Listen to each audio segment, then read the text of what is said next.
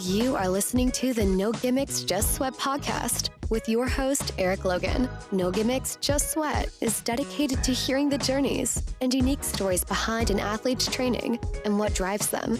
Get inspired to own your life and make the impossible possible. If you enjoy the show, please subscribe so that you never miss an episode. Also, please take a few seconds to rate the show and drop me a review. Now, let's get started with the show.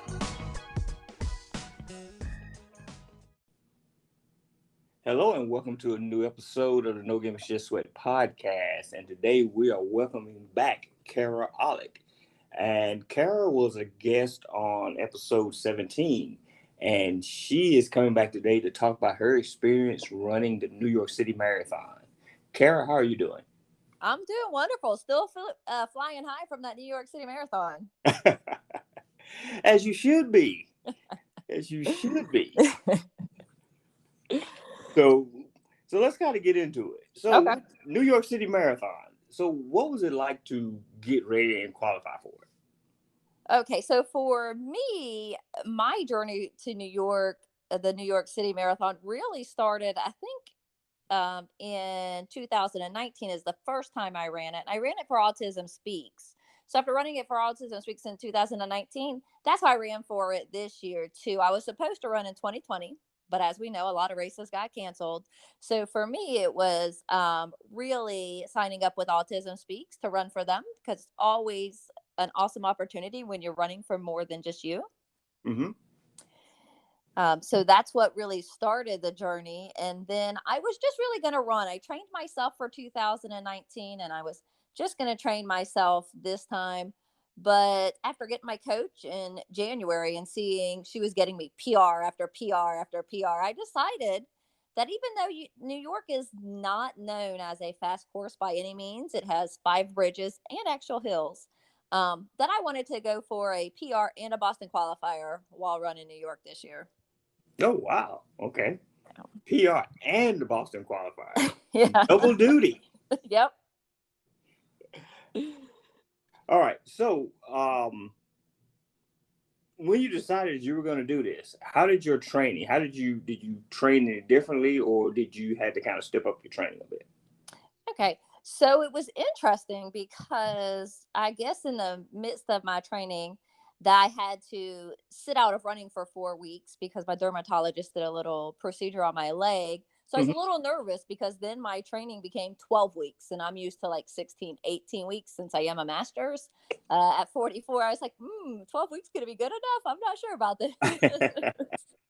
But, total faith in my coach. So that 12-week program was great. So she really kept me at what she had me for the half marathons and the 10Ks that I've been running.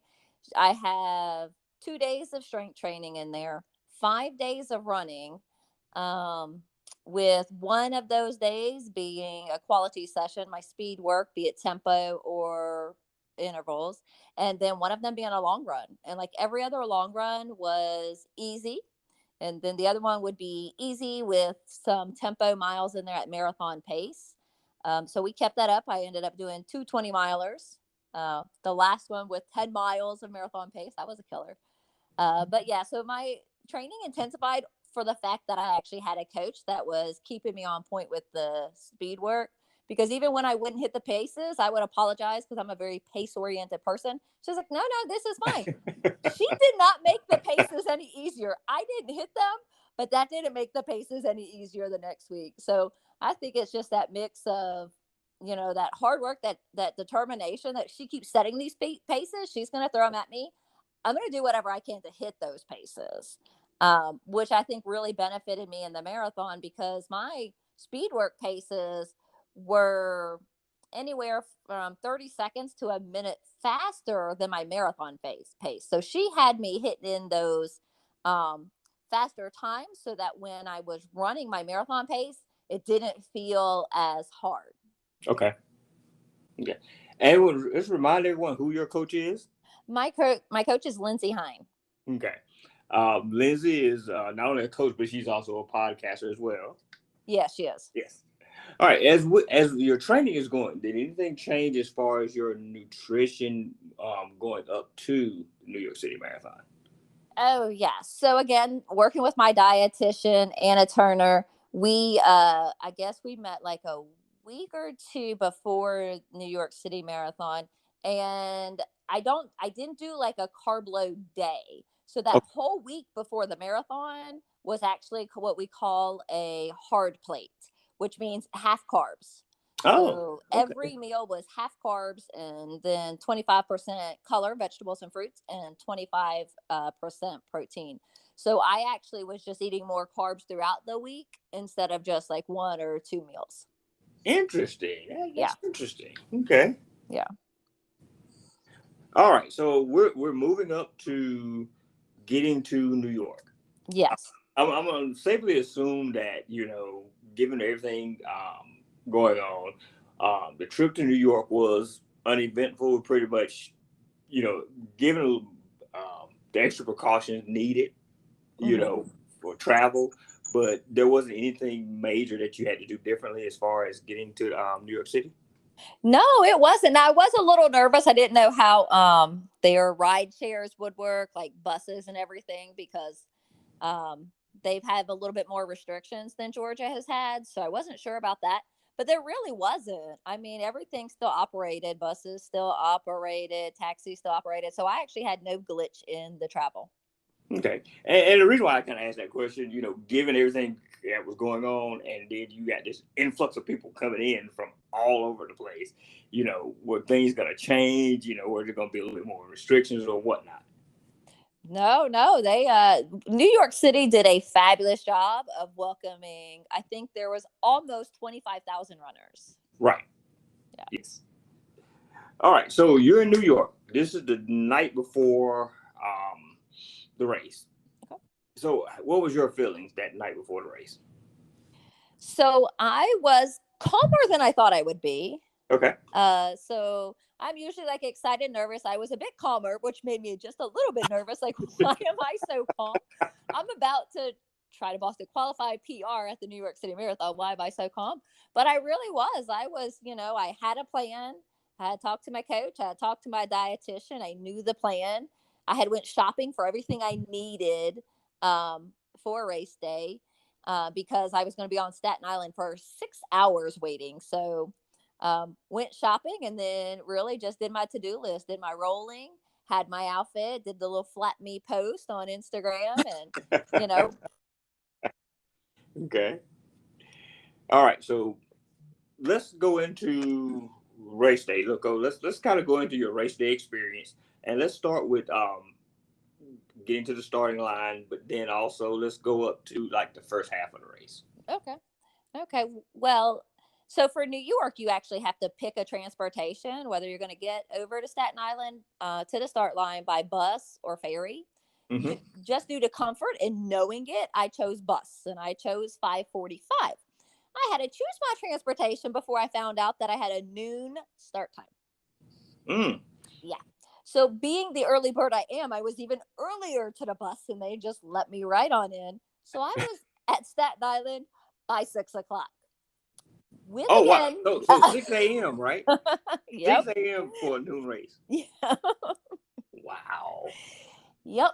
So, they get you off the bus and it really is, you just kind of go in with the flow. It's just like a herd of people. You've got to go through security and they have it color coded. So I had to I was orange. So I had to go to the orange athlete village, which is very nice because it's one section. So it kind of sections off the people. So there's enough porta potties. They provide coffee from Dunkin' Donuts. They provide bagels. And so I'm there and I'm going, okay, I'm going to sit here for 6 hours. Thankfully, runners are runners and runners are, talkative. And so another lady came and sat down beside me and I was wave 5, she was wave 3. So we just really sat and chatted it up for a while and they had a large screen TV and so they were showing like glimpses of the pros running. So Okay. I was eating because my dietitian had made a plan. I had to bring 2 peanut butter sandwiches. I brought animal crackers, bananas, noon, water, graham crackers. So I really spent 6 hours, eating when I felt hungry. So because basically it's lunchtime. I've Right. got to make sure I had breakfast in the hotel and then I have to make sure I have what I'm going to need to start this race. So I really just spent my time eating, drinking noon, drinking water, drank some coffee, watching the pros, talking to runners. So 6 hours went by a lot faster than I thought it would. And actually, they start lining you up in your corral about 30, 45 minutes before your actual start time. So once they called for my corral, I moved on over there and then took off. I had like sweatsuit on, I had a blanket around me. I took all that off, was ready just for my running gear. And at the start of the corral, because the issue was they used my New York City time from 2019 and I had a poor race. So I'm in wave 5. I'm in the last wave of the race and I'm trying to be Q. So I'm trying to Boston qualify from the back, which means, the pacer in my corral was 4:50. So I'm like an hour faster than others that are predicted, their others predicted time. So I had to get to the front of my corral because I was like, I've got to be at the front. I can't dodge people from the Verrazano Bridge start. Right. So I did. I made it to the front. And then while we were walking, people tried to get in front of me, but I didn't let it happen. I wasn't mean, though. I wasn't mean. I wasn't pushy. I was not that runner. I just made sure I stayed close to the junior ROTC who were guiding us up there. So we get to the start, and I'm like, there's no pace car. There's nobody in front. And the pacer saying, follow me. And I'm like, I can't run 4:50 and qualify for Boston. I can't follow you. So, they start the race and I'm off. Like, I am the first one in our wave. Like, I am solo on this bridge. And I'm like, I hope I go the right direction. I'm guessing you can't get lost. I'm guessing you can't take a wrong turn in the New York City Marathon because I was flying solo. Because they have 3 different starts, so we don't combine till mile 8. I'm like, I don't know what I'm doing out here. I've never been at the front of anything like this. So I'm running the bridge. I'm smiling. I'm kind of laughing because who does this? I'm not a pro. I'm looking over. I'm even hollering at the cops. Am I going the right way? What do I do when I go down this bridge? And then I just kept looking back. I looked back a couple of times and I did see some people. And one guy actually passed me for a little bit. I was like, okay, so I have to be somewhere. There are people near me. So then the bridge is like a total of 2 miles. And so I come out of that bridge and then I could start seeing the tape that New York has put off to keep the spectators on the other side of the street. And so I'm running and I think that section is Brooklyn and I'm running. I start to catch wave 4. And I actually enjoyed catching wave 4 because at least it's people. There's more people on the road with me.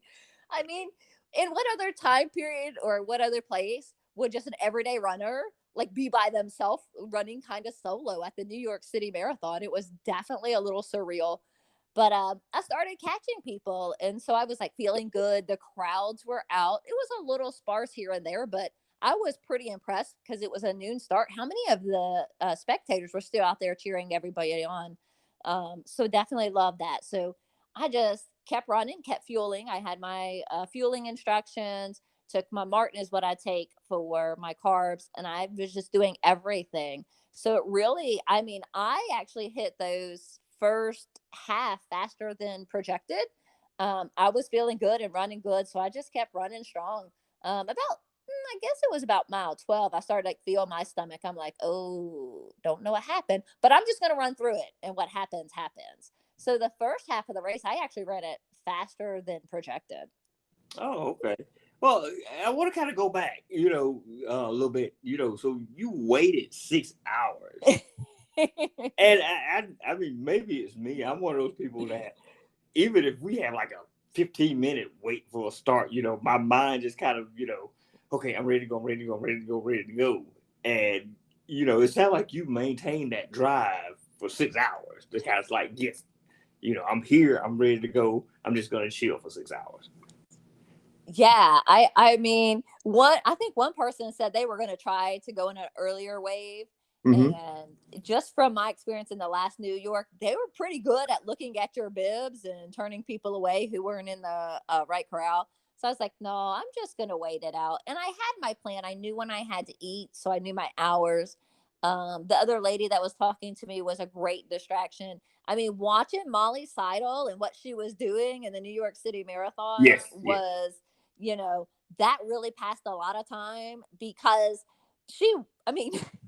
Yes. She finished before I even got to the start line, so that was really good. And then I was when I did start to feel a little nervous, I was just texting my coach, and so she was keeping me calm, and she was saying she was there with me in spirit. And then my dietitian texted me to let me know she was there.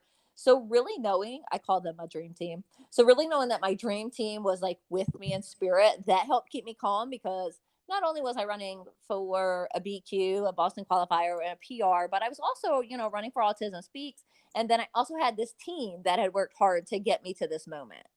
So I had many people to think about and consider when I was running. Okay. Yeah, I'm just sitting here thinking, I'm like, can I sit and wait 6 hours before I start? I would probably be pacing like a caged animal, just back and forth. Well, the good thing about meeting people while you're there is so Yes. that they watch your stuff and you get to go off to the porta potties and come back. So we were like taking turns getting up and walking, be it get coffee, bagels. So we were like taking turns walk while the other person watched this stuff, and Right. standing and stretching. Like I said, I was surprised how quickly it went. Right. Well, Very surprised. well, again, once you meet people, you kind of, you start kind of interacting, talking, and just kind of that socializing. Yeah, time will fly by. Yeah. All right, so let's go into the second half of the race. So you've kind of got the first half. I think you were saying you were starting to kind of feel it a little bit. Yeah. So let's Yeah. kind of start from that point and go to the end. Okay. So yeah, my stomach was feeling it a little bit at mile 12, I guess. And I was like, I'm just gonna run through. And then, and then I see this bridge in front of me. And I was like, oh, this seems like a good side bridge. And so here I am asking the New York City Marathon workers, is this the Queensboro Bridge? And one said yes, and then quickly said, no, this is Pulaski Bridge. My heart dropped a little bit because I was not counting on another bridge being a little steeper than considered. But I was like, okay, I'm going to run up this bridge. So I went up that bridge surprisingly faster than I thought. Then I'm coming through Queensboro, I think is like 14, mile 14 or 15. And it's the other bridge besides the first bridge. Verrazano is pretty steep. Queensboro is the other harder bridge. And I was determined. I was going to run the whole thing. I remember struggling on it in 2019. And it was like a breaking point for me in 2019. I was like, nope, I'm going to run it. I'm just going to keep going. I could actually hear my podcast because for most of the race, the crowds are so loud. I had no idea what I was listening to. Could not hear anything through my aftershocks. Nothing. I could hear the crowd not complaining. So at the bridge, I was like, okay, this is pretty good. It was motivational. It was inspirational. I was going. Got up the bridge, good, came down. I don't know what possessed me. I've never done this in a marathon before. There's tons of people, but they weren't cheering loud enough. I didn't think so. I'm waving my arms, getting the crowd to cheer. And I'm like, what am I doing? This is wasting energy. But I was getting the crowds. And then other people, they were like getting the crowds to do it too. I'm like, oh, this is awesome. And so yeah, it just flowed, and I was pretty impressed with how it was going. And usually mile 18 is a wall for me, but it wasn't. And then what happened was, it's not that my stomach as much felt upset, but it was almost like my esophagus throat area, something wasn't feeling right. Oh, wow. So right before I got to mile 20 marker, I could see it in the distance. I just had to pull over, and I thought I was going to get sick, but I just ended up dry heaving. And then there was a cop there. And then one of the spectators was so kind because I had Nuna in my bottle, but I didn't think that was going to actually calm it. He gave me a water and let me take it and run with it. So I dry heaved. I was like, okay. And my stomach, nothing was bothering me anymore. So I was like, okay, I'm going onward. And so I went onward. I was like, oh, it's when I'm running that this nasty feeling is coming back. Right. And so I still ran. I got rid of the water because it was cold in my hand. But the weather was absolutely perfect that day. So I put the water down and I'm just keep running. I'm like, nope, this still doesn't feel good. So I'm running. I couldn't figure out if I was going to be sick out of, no offense, sorry if too much information, either end. I didn't know what was going to happen. So I did pull over to the porta potty, use the restroom, and I'm just like, keep on going. I'm like, I still don't know what's going on. I'm taking my Martin, but it took me like probably 10 to 15 minutes to take my last Martin because I was just like, I don't know what's going on. It wasn't going down as smoothly, but I knew I needed it. I still had miles to cover, so I knew I needed it. So I took it. Um, and then again, I think it was it 22 or so, pulled over again, dry heaved a little bit more, this time with a medic. They were asking if I was okay. I said, I think so. This is my second time doing this. I don't really know what's going on. And they were like, okay, just take deep breaths, stand up straight, take deep breaths. And I was standing up straight. I was taking deep breaths. And I was like, okay, I think it's passed. I went on. It really didn't pass. I was just like, I'm just going to chug through because apparently nothing's coming out. So if nothing's going to come out, I'm just going to chug on. And so I did. I did stop at the water stations because the noon wasn't going down smoothly at all. I was like, well, let me pour water on my head because I didn't know what was causing me to, feel like I needed a dry heaver, that I was going to be sick. So I poured water on my head, put it on my arms, and I just kept on trucking. And I kept on trucking. I knew the bathroom stop and the two stops to drive heat. They cut into my time. As far as just having a buffer, like a big buffer for that Boston qualifying time. And I was like, I'm just going to keep them trucking and trucking. And so I kept trucking. I'm getting closer to the city. I'm like, oh, there's that coveted 800-meter sign. I was like, I cannot walk it. I cannot stop anymore. No water, no nothing. Just keep going. And I was going. And of course, the crowds are loud, like extremely loud. You turn that corner and they're just loud. And you can't see the finish right away. So I'm just trucking. Every second counts. That's all I kept telling myself. Every second count. Every second counts. And I get there and I finished, and you could just see it on my face at the finish line. It was like stunned because I did it. I Boston qualified. I had an extra, I think it's minute and 44 seconds that I had. And I like almost tears. Like I was just holding back the tears as I'm accepting my medal, as I'm getting the little fleece jacket they came on. They're just saying, congratulations. I'm choked up as I'm asking the volunteers to take pictures. I did it. I Boston qualified and PR'd by like 20 minutes. Nice. Yeah. And you crossed the finish line. You had that moment. So did you know immediately that you had Boston qualified, or did you have to? Oh no, I knew immediately. My coach and we were hoping for a faster time. So Right. we were hoping to be just around 3:40, and that's just to give me enough time so I would definitely probably make it in. So I ended up with 3:48.16. But the interesting with me was that I wasn't disappointed at all. Like I'm still not. I am Okay. so excited. I Boston qualified. I PR'd by 20 minutes in New York. Yes. In New York. It's not an easy course. You're running over bridges, you're running Right. hills. It's not known as a faster course. So I'm excited for the accomplishment. So yeah, I knew as soon as I crossed and I saw my watch that I did it. Nice. All right. So, given this experience this year, um, and if you could go back in a time machine, what would you go back and tell yourself, that now from this experience that you didn't know beforehand? If you can go back and correct something. Wow. That's a hard one because I think I corrected a lot from my previous marathons by getting a coach and a dietitian. Right. Because before this marathon, in my previous 10, 11 marathons, I maybe drank 4 to 5 ounces of fluids. And this time I took on maybe 30 fluids plus carbs. So I did a lot of correcting to this one. I think what I would probably go back, because after talking to my dietitian, asking why I dry heave and figuring out I really probably wasn't dehydrated because of everything that I took in.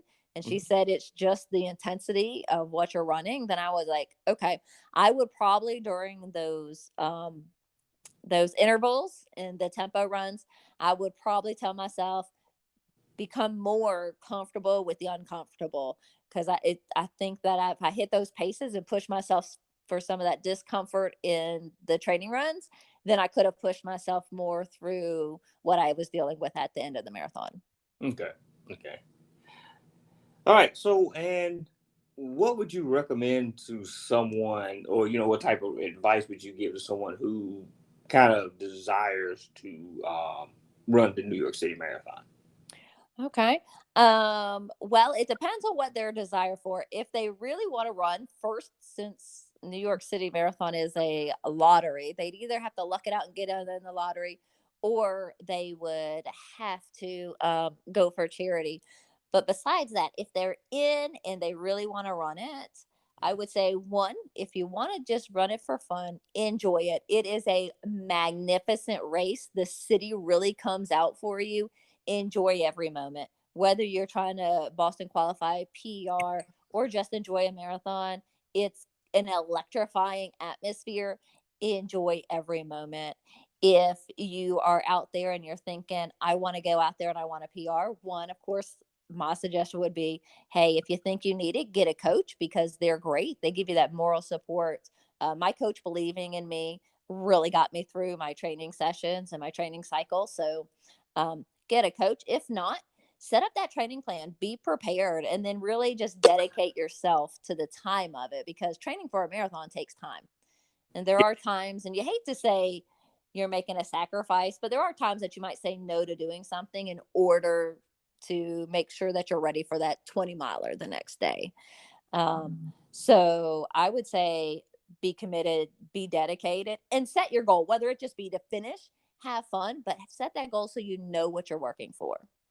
Okay, good advice. It's good advice. I mean, even if you're just not, even if New York City is not on your list of things to do, if you're just in general looking to run your first marathon, that is still great advice. Yeah, definitely. All right, so what is next for you? Any other world majors on your list? Well, what is next depends. Okay, so I already have like a half marathon, because now I think I can conquer the world, apparently.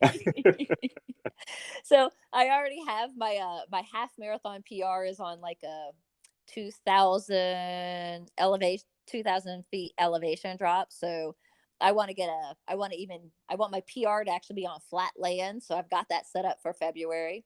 Okay. As far as marathon, it depends. If I get into Boston, because I've already applied for it, of course. Right. If I get into Boston, I'll run Boston in April. If I don't, I will actually run the Snickers Marathon in Albany, Georgia. Okay. And yeah, because I figure, hey, that one is actually pretty flat. I mean, it's got some hills, but I'm going to call them bumps comparatively. And so it would be a great Boston qualifier. So I would run that in order to cut my time off. Okay, cool. All right, is there anything else before I let you go that you want to kind of share? Yeah, so I would say this for anyone that is training for a marathon, or even if you're sitting there thinking you're motivated, you're inspired. We've had the Olympics with track and field. Then we had this like 7 weeks of intense like world major marathons. We've had so much going on.